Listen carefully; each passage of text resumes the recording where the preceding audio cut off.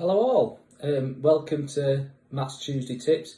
Week 2 now, so that's good. Made it after my first week. Obviously, big thanks for all the support last week, for all the likes, the comments. As I mentioned, he was quite nervous, not so much nervous doing the video, I think more nervous seeing the reaction for it, getting it in the public domain with it being my first video. So I'm glad to have got it off my chest, and glad for the reception on it. But I want to keep these quick, so on to today's tip. Today's tip is about planning for the future.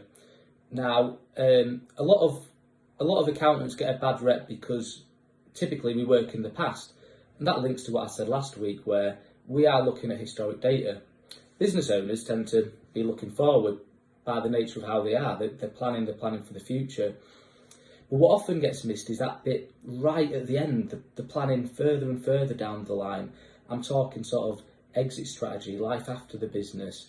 What are the plans? How are we going to fund our life after the business? And that's often what gets missed.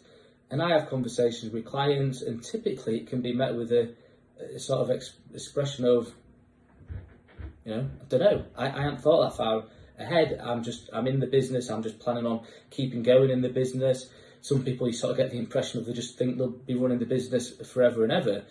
But I like to try and work with clients and get the idea into the head of let's have a plan of becoming financially independent of the business.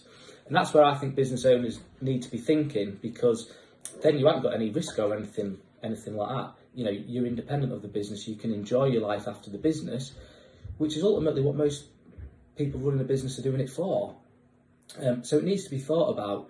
And typically what you might have is a good business will generate profits and will generate cash. A business can be the cash flow, but it's then how does that cash get used to create the wealth for you personally outside of the business, and like I said, become financially independent of the business. Now, I'm an accountant, so I don't deal with investments.